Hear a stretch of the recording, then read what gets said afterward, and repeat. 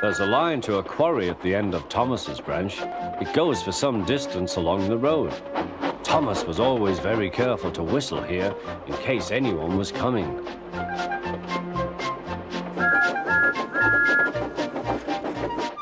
Early one morning, a large policeman was sitting close to the line.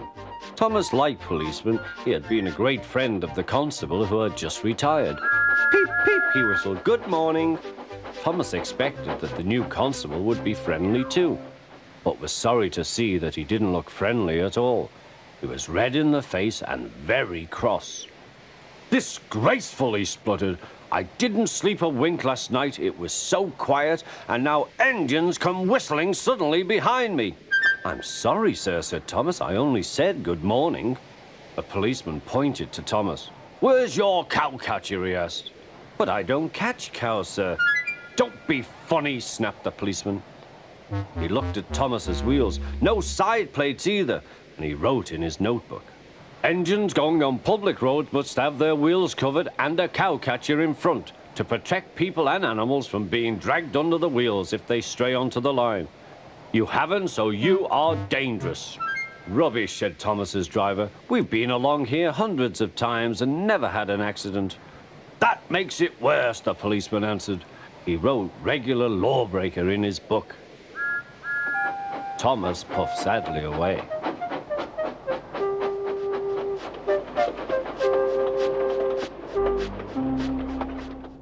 The fat controller was having breakfast. He was eating toast and marmalade. The butler came in. "Excuse me, sir, you are wanted on the telephone." "Bother that telephone," said the fat controller. "I'm sorry, my dear," he said to his wife. "Thomas is in trouble with the police, and I must go at once." At the station, Thomas's driver told the fat controller what had happened. Dangerous to the public, indeed. We'll see about that. The fat controller spoke to the policeman. But however much he argued with him, it was no good. "The law is the law," he said, "and we can't change it." The fat controller felt exhausted. "I'm sorry, driver," he said. "It's no use arguing with policemen. We will have to make those cowcatcher things for Thomas, I suppose." "Everyone will laugh, sir," said Thomas. "They'll say I look like a tram." The fat controller stirred. Then he laughed. "Well done, Thomas. Why didn't I think of it before? We want a tram engine. When I was on my holiday, I met a nice little engine called Toby. He takes trucks from the farms, but the lorries are taking over most of his work and he needs a change. He has cowcatchers and side plates. I'll write to his controller at once."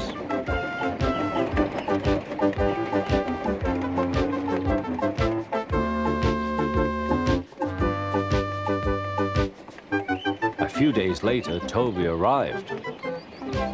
"That's a good engine," said the fat controller. "I see you've brought your coach, Henrietta." "You don't mind, do you, sir?" asked Toby. "The station master wanted to use her as a hen house, and that would never do." "No, indeed," said the fat controller. "We couldn't allow that."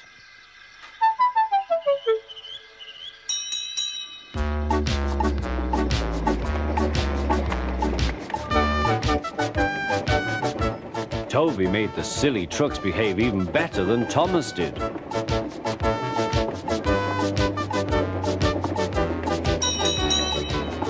Oi, you!